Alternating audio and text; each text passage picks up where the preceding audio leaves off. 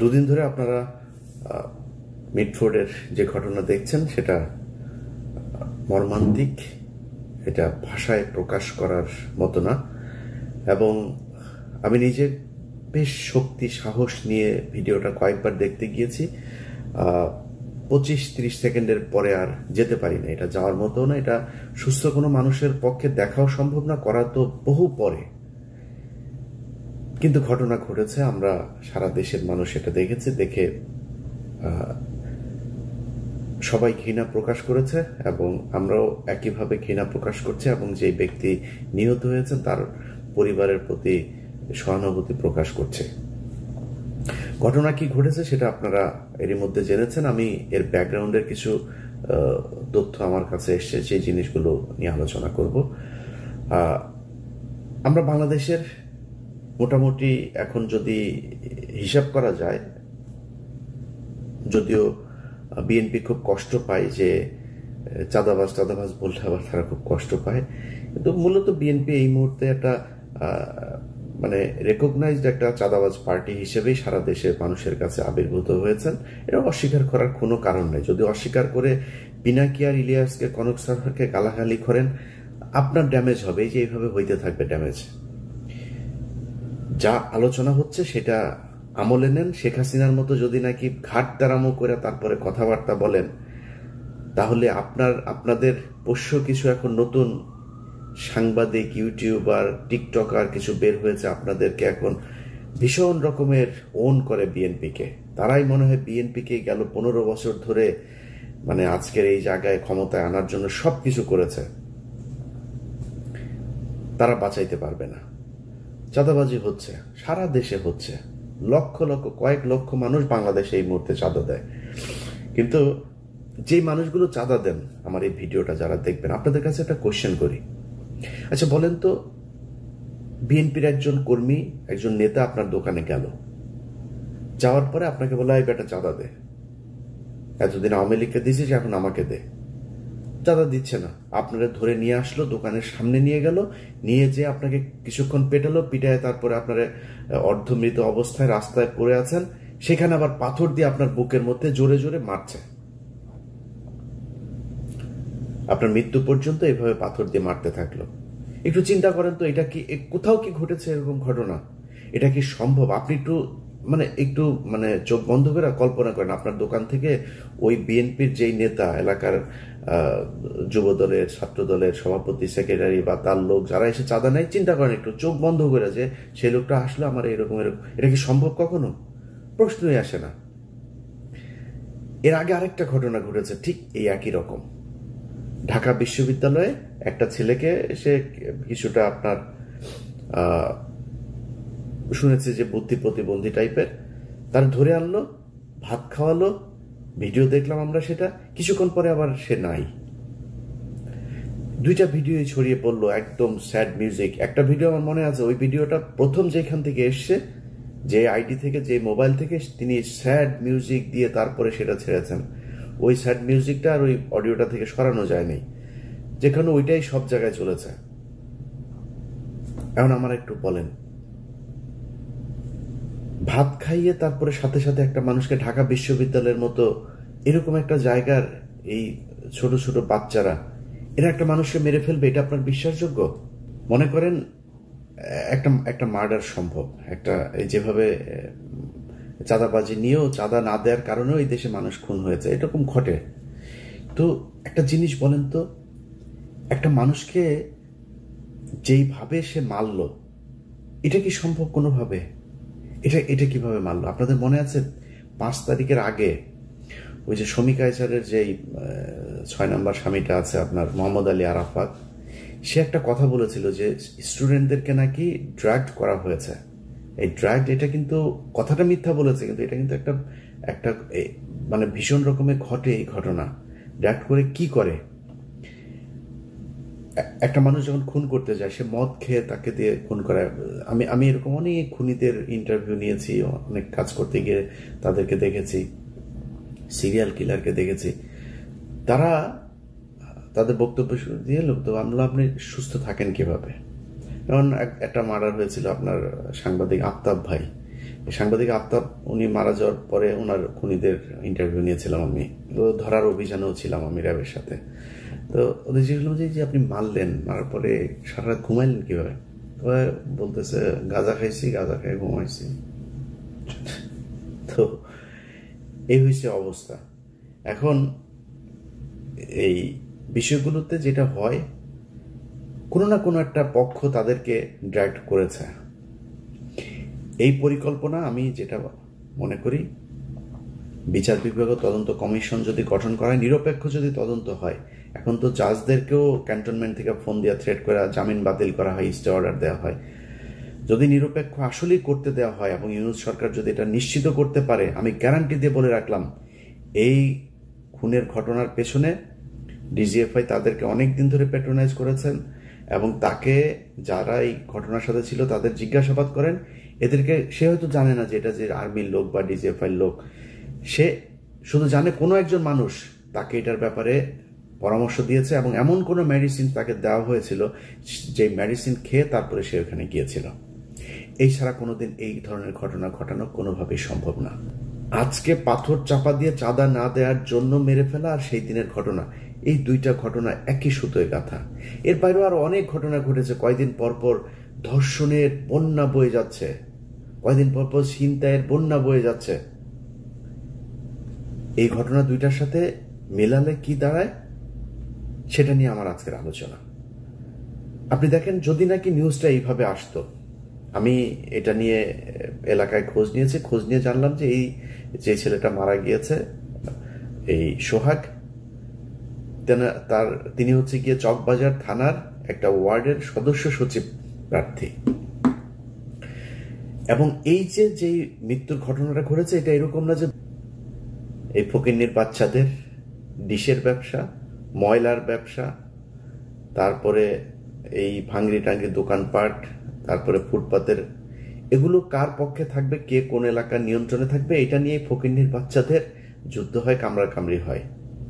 তো কুকুরের ছানাদের যে কামড়াকামড়ি, সেই কামড়াকামড়ির একটা ফসল হচ্ছে এটা। এই জায়গায় দোকান দেওয়া নিয়ে এই দুই গ্রুপের মধ্যে, যে আমার এলাকায় এটা, এই এলাকায় তুই ভাঙড়ি নিয়ে নিতে পারবি না, তুই এলাকায় করতে পারবি না, তুই অন্য এলাকায় যা, সেটা নিয়ে গ্যাঞ্জামের সূত্র ধরেই এই মারামারি হয়েছে। এবং এই দ্বন্দ্ব চলছে আজকে কয়েক মাস ধরে। এটা কত 2 দিন আগের ঘটনা, কিন্তু হুট করে চাঁদা আনতে গিয়েছে আর দেয় নাই, বাইরে এনে তারপরে পেটালো, এরকম না বিষয়টা। এই ঘটনা নিয়ে দুই গ্রুপের দ্বন্দ্বে এক গ্রুপ আরেক গ্রুপকে হত্যা করলো।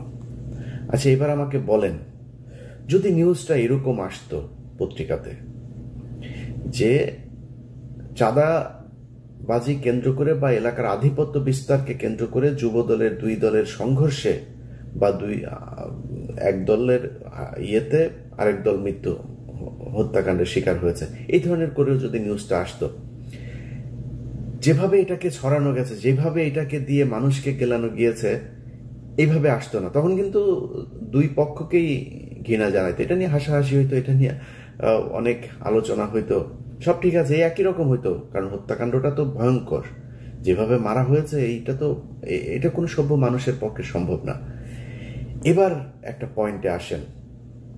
প্রথম হচ্ছে, ভিডিওটা করলো কে, ভিডিওটা ছড়ালো কে, তারপরে গণমাধ্যমকে খবরটা কে দিল যে মিটফোর্ডে চাঁদা আনতে গিয়ে চাঁদা না দেয় ব্যবসায়ীকে হত্যা করা হলো, এই নিউজ কে দিল? আমি আপনাকে গ্যারান্টি দিলাম, এটা নিয়ে বিচার বিভাগীয় তদন্ত করেন এবং ঢাকা বিশ্ববিদ্যালয়ে যে ছেলেটা মারা গিয়েছিল, এই দুইটা নিয়ে বিচার বিভাগীয় তদন্ত করেন, কমিটি গঠন করেন। আমি গ্যারান্টি দিলাম দুইটাতে ওয়াকার হবে প্রথম আসামি, কারণ এই দুই ঘটনার সাথেই গোয়েন্দা সংস্থা জড়িত। আমার আজকের ভিডিও বিএনপিকে বাঁচানোর জন্য না বা কোনো অপরাধীকে বাঁচানোর জন্য না। আমি আগেই বলে নিয়েছি যে বিএনপি ব্যাপক চাঁদাবাজি করছে সারা দেশে, কিন্তু একটা জিনিস বিএনপিকে বুঝাইতে পারি নাই, যে 5 তারিখের পর থেকে আমরা কিছু যুদ্ধ করছিলাম, সেই যুদ্ধ এখনো চলছে। আমি কিছুটা ঠান্ডা, এখন অনেক স্বার্থপর হয়ে গিয়েছে, আত্মকেন্দ্রিক হয়েছে, নিজে একটু শান্তিতে থাকতে চাই। বাংলা এডিশন নামে একটা পত্রিকা চালু করেছে, 16 তারিখ থেকে সেটার যাত্রা শুরু করবে ইনশাল্লাহ। আমার এই পত্রিকায় বিজ্ঞাপন আসবে, পত্রিকার ইউটিউব ফেসবুক চ্যানেলের ইনকাম আসবে, ওগুলো নিয়ে নিজের ইউটিউব চ্যানেল আছে তাই নিয়ে দেওয়া চলবে, এইভাবে চালায় যাব। আমার দরকার নাই তো এত দেশপ্রেমিক সাজার। এই দেশে দেশপ্রেমিক সাজার পরে 5 তারিখের পর থেকে আমাদের সম্মান, আমাদের সবকিছুই দেখেছি, আর ইচ্ছা নাই। তারপরও এটা তো ছাড়তে পারবো না, কারণ দেশ তো আমার, এ কারণে কিছু কিছু বিষয় নিয়ে করবো, কিন্তু ওই জায়গাতে আর থাকবো না ভাই। যার যেমনি মনে চায় লুটে পুটে খা, জনগণ শাস্তি দিয়ে দিবে। আমরা 5 তারিখ থেকে যে বিষয়টা বলছিলাম, কয়েকটা জায়গা। 1 নম্বর হচ্ছে বিডিআর পিলখানা হত্যাকাণ্ড। আপনি যদি পিলখানা হত্যাকাণ্ডের বিচার করতে পারতেন, তাহলে ভারতের যেসব সেনা কর্মকর্তারা আছে এখনো বাংলাদেশে, এই মুজিব, হামিদ, ওয়াকার থেকে শুরু করে যারা যারা এই গেল 15 বছর ক্যান্টনমেন্টের ভেতরে আয়নাঘর বানিয়েছিল, দেশপ্রেমিক সেনাবাহিনীর অফিসারদের চাকরিচ্যুত করেছিল, তাদের গুম করেছিল, জেলে পাঠিয়েছে, জঙ্গি নাটক সাজিয়েছে, তাদের সবার বিচার করা যেত। আপনারা সেখানে যান নাই। আমরা বলেছি গণমাধ্যম থেকে আওয়ামী দালালদেরকে সরাইতে। আনিস আলমগীরের মতো দালাল, সে এখন পর্যন্ত বাংলাদেশে কলাম লেখে, বাংলাদেশে সে জীবিত আছে, এটা আমাকে প্রচন্ড রকমের আশ্চর্য করে। আপনি গণমাধ্যমের প্রতিটা জায়গায়, আমি RTVর কথা যদি বলি, এই চ্যানেলে ইনডিমনিটি নামে একটা নাটক তৈরি করা হয়েছিল, সেখানে জিয়াউর রহমানকে একদম পাকিস্তানের এজেন্ট, প্রচন্ড দেশদ্রোহী, দেশবিরোধী, লোভী একজন অফিসার হিসাবে সেখানে দাঁড় করানো হয়েছে। সেটা কে দাঁড় করিয়েছে? RTVর CEO আশিকুর রহমান। তো এই ব্যক্তি আপনার, তার বিরুদ্ধে নিউজ করেছি। তার অফিসে বেলায়েত নামে একজন আছে, আরো কয়েকজন আছে, সবাইকে নিয়ে একদম নাম ধরে ধরে আপনার সেখানে নিউজ করা হয়েছে। আতিকা রহমান, আরো কয়েকজনের ব্যাপারে করা হয়েছে। করার পরে সেখানে AKM ওয়াহিদুজ্জামান নামে এক বাটপার আছে, বিএনপির বাটপার। এই বিএনপির বাটপার গিয়ে সেখানে তাকে বসাইলো, বিএনপি বসিয়েছে তাকে সেখানে। বসানোর পরে সে RTVর 5% শেয়ার নিয়ে আওয়ামী লীগের লোকজন যারা আছে তাদের কাছ থেকেও কিছু টাকা পয়সা নিয়ে এখন আমেরিকায় বসে আছে। সে RTV চালায়, আমেরিকায় বসে বসে RTV চালায়। আরে ভাই, আমি দেশের কোনো দায়িত্ব নিলে আমি দেশে যাব? আমি তো দেশের দায়িত্ব নেই। সব আওয়ামী লীগের লোকজন রে ওইখানে বসে RTV চালাচ্ছে। একইভাবে বসুন্ধরার দায়িত্ব নিয়েছে কাদের গনি, তার কাছ থেকে বহুদিন ধরে বলছে এই অফিস এদেরকে আপনি সরান। আমরা সরাসরি এসব নিয়ে সোশ্যাল মিডিয়াতে বলেছি, কাউকে সরানো হয়নি। নাজরিন মুন্নি এখন পর্যন্ত টক শো করে। ডিবিসির আরেকটা আছে, ওই যেটা কিনা মজুমদার, জুয়েল, ইকবাল, সুবানদের খাট গরম করে মহিলাটা, সুন্দরী আপা, ডিবিসির কি ওই টক শোটা করে, একটারও সরানো হয় নাই। 71 টেলিভিশনের মঈন মিজান থেকে শুরু করে বেশ কয়েকজন আছে, তারা এখনো পর্যন্ত ওই যে মোজাম্মেল বাবু, শাকিলা, ফারজানা রূপা, শাকিল আহমেদ, এদের জেলখানার সব সুযোগ সুবিধা সব এরা নিশ্চিত করে। কোন জায়গা থেকে তাদের সরানো, ইভেন ভাই শুধু এই 2 জায়গা না, এর বাইরেও বহু জায়গা আছে, কোন জায়গায় কোনো ধরনের হাত দেওয়া হয় নাই। আমরা সেগুলো নিয়ে কথা বলেছি। তাদের কাছে মনে হয়েছে যে এগুলো মনে আমাদের ব্যক্তিগত কারণে মনে হয় বলছে। ভাই, পাগল বানায় ফেলবে বিএনপির নেতা নেত্রী যা যা আছেন, সব ন্যাংটা হয়ে কাপড় টাপড় খুলে তারপরে রাস্তায় দৌড়াবেন। সাংবাদিকদের তো চিনেন না, এরা গত 15 বছর শেখ হাসিনাকে ক্ষমতায় রেখেছে। এক দেশের বাইরে ভাগ্যক্রমে কয়েকজন মানুষ ছিলাম, অল্প অল্প কিছু, আমরা যা জানি যে সেটা 10%, 5% হবে। 95% এই দেশের মানুষ এখনো জানতে পারে না কি হয়েছে। যদি আপনি জুলাইয়ের ঘটনাও বলেন, সবাই তো ছিল, কেউ কিছু বলেছে নাকি? পুরো একটা দেশের শত শত হাজার হাজার গণমাধ্যম ব্ল্যাক আউট করে দেওয়া হয়েছিল। কোনো গণমাধ্যম থেকে কোনো নিউজ পেয়েছেন? আজ পর্যন্ত পান নাই। ওখানকার এক্সক্লুসিভ অনেক কিছু থাকার কথা, সেগুলো কোথায়? নাই। আপনি আসার পরে চাপ দিয়েছেন, আপনি তাদেরকে বসিয়ে রেখেছেন, বসিয়ে রেখে তারপরে তাদের কাছে এখন দাবি করবেন, আশা করবেন আপনাদের পক্ষে কিংবা নিরপেক্ষ জিনিস চালানোর। ডিজিএফআই এখনো পর্যন্ত প্রতিটা অফিসে নিউজ পাঠায়। 80% মিডিয়া এখন পর্যন্ত ডিজিএফআর পাঠানো সেই নিউজ প্রচার করে। আমাদের ফেসবুক পোস্ট, এই যে কয়দিন আগে এক মেজর নুরুল হক নামে এক বদমাইশ আছে, মানে তার ব্যাচমেট থেকে শুরু করে কাজের বুয়া পর্যন্ত তার কাছে প্রেগনেন্ট হয়েছে। সেই মেজর নুরুল হক আমার পোস্ট 5 তারিখের পরের বাংলাদেশে বিটিআরসি কে দিয়া সরায় দেয়। এটা সেই বাংলাদেশ। আমাদেরকে আপনাদের শত্রু মনে হয়? আমাদের গায়ে যখন আঘাত লাগে তখন নিজের গায়ে আঘাত মনে হয় না? এটার প্রতিটা জিনিস হারে হারে টের পাবেন। নিজের গায়ের রক্ত চামড়া কেটে যদি নাকি আমাদের গায়ে লাগাই দেন না, ঋণ পরিশোধ করতে পারবেন। আপনাদের কাছে কিছু চাই নেই তো, দেশ ভালো চলুক সেটা চেয়েছি, আপনারা সেটা চান নাই। টাকা পয়সা পেয়েছেন, নগদ ক্যাশ পেয়েছেন, ভুলে গিয়েছেন। আওয়ামী লীগের লোকজনকে প্যাট্রোনাইজ করা শুরু করেছেন। সব জায়গাতে আপনারা তাদেরকে বসিয়ে রেখেছেন এখন পর্যন্ত। প্রতিটা জায়গায়, এমন কোন জায়গা নেই যেখানে আপনি তাদেরকে, একটা সচিবালয় থেকে শুরু করে একদম ইউনিয়ন পরিষদ পর্যন্ত সব তারা বসে আছে। এখন তাদের কাছে আপনি চাবেন, তারা বলবে যে বিএনপির 2 গ্রুপের দ্বন্দ্বের জেরে যুবক খুন, এটা বলবে তারা বলবে না। ডিজিএফআই শিখিয়ে দিয়েছে, শুরু হবে এই ভিডিওটা প্রচার করার সাথে সাথে নিউজ হবে যে চাঁদা আনতে গিয়ে তারপরে একজনকে চাঁদা না দেওয়ার অপরাধে তাকে বুকে পাথর দিয়ে চাপা দিয়ে মেরে ফেললো। এগুলো গত 15 বছর কারা করেছে হিসাব করে দেখেন। একটা ঘটনাকে চাপা দেওয়ার পরপর সাথে সাথে আরেকটা ঘটনা এসছে। এই ঘটনা এমন একদিন এসছে যার 2 দিন আগে শেখ হাসিনার বিরুদ্ধে যে খুনের অভিযোগ সেটা সন্দেহাতীতভাবে প্রমাণিত হয়েছে। সেই ঘটনার পরপর চলে এসছে দেশে। এখন আর ওই ঘটনা নিয়ে কোনো আলোচনা নেই, সব আলোচনা এখানে। এটা কারা করেছে এবার নিজেদেরকে কোশ্চেন করেন, সব উত্তর পেয়ে যাবেন। আমরা সেই 5 তারিখ থেকে আজ পর্যন্ত সেই একই জায়গায় আছি, একই কথা বলছি এখনো, যে ক্যান্টনমেন্টকে ভারতের দালাল মুক্ত করতে হবে, গণমাধ্যমকে ভারতের দালাল মুক্ত করতে হবে। এতক্ষণ যা বললাম সেটা শুধুই মাত্র বিএনপির বিরুদ্ধেই বললাম। এখন বিএনপির পক্ষে একটু বলি। ভাই, বাংলাদেশের মানুষ, আপনাদেরকে বুঝতে হবে 2001 থেকে 2005 সাল পর্যন্ত এই দেশে খালেদা জিয়াকে জঙ্গি নেত্রী বানানোর জন্য 21শে আগস্ট, তারপরে আরো অনেকগুলো জঙ্গি হামলার ঘটনা, 500 জায়গায় একসাথে জঙ্গি হামলার ঘটনা, শায়েখ আব্দুর রহমান বাংলার ভাই এদেরকে দেয়া জঙ্গি হামলা, এই ঘটনাগুলো ঘটিয়ে যেই কাজটা করা হয়েছে সেটা হচ্ছে বাংলাদেশ একটা ইসলামিক রাষ্ট্র হয়ে যাচ্ছে। এই ধরনের একটা কালার পৃথিবীর বিভিন্ন জায়গায় তুলে ধরা হয়েছে। তুলে ধরে তারপরে খালেদা জিয়া এবং বিএনপিকে এমন একটা জায়গায় নিয়ে যাওয়া হচ্ছে 15 বছর আন্তর্জাতিক কোনো সমর্থন তারা পায় নাই। এটা কেন করা হয়েছিল? এটা করার একমাত্র উদ্দেশ্য হচ্ছে ভারতকে বাংলাদেশের নিয়ন্ত্রণে যাতে নিতে পারে, এই জন্য ভারত এই কাজগুলো করেছে। একটু মিলিয়ে দেখেন, এখনো বিএনপি ক্ষমতায় আসার আগেই এমন একটা ভাইব তৈরি কর। আগেই বলেছে, ভাই আমারে মানে আমি তেল দিতে চাইলে অনেক ভালো করে দিতে পারবো। আপনি সারাদিন বিএনপির যেসব টিকটকার ভাড়া করেছে এখন তাদের এই হিসাবে তারা 12 মাস মিলে যে তেল দিয়া যা করতে পারবেন, আমি যদি একদিন তেল দিই তার চাইতে উপরে যাইতে পারবো। আল্লাহর রহমতে ওইটুকু গ্রহণযোগ্যতা আল্লাহ তৈরি করেছেন। কিন্তু আমি ওইটার জন্য বলছি না যে বিএনপি চাঁদাবাজি। আগেই বলে নিয়েছি বিএনপি ব্যাপক চাঁদাবাজি করছে, সারা দেশে চাঁদাবাজি করছে।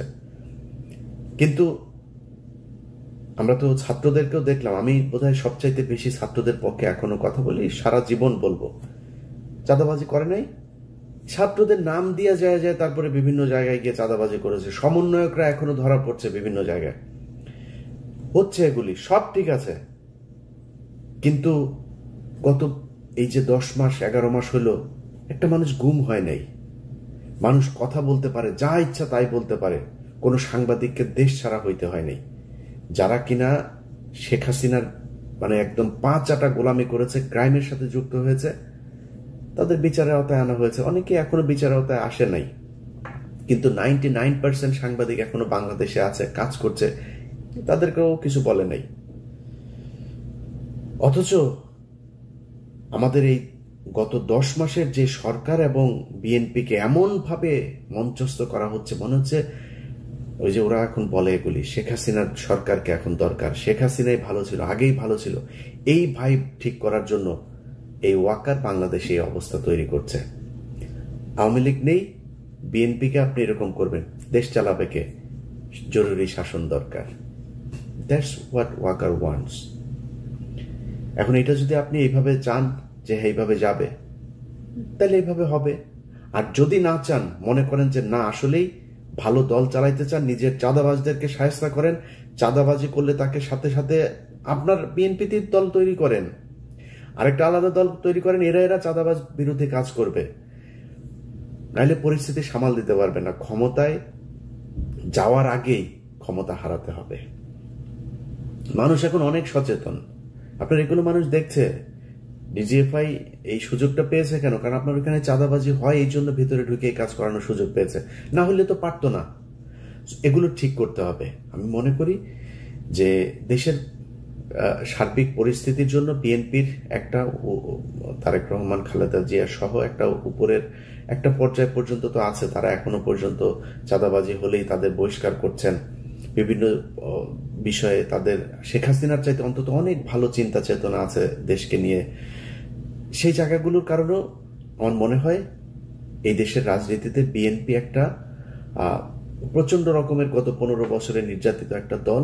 সো তাদের একদম লাথি মেরে সরিয়ে দিয়ে তারপরে এই দেশ গঠন করা যাবে, এটা মনে করারও কোনো কারণ নাই।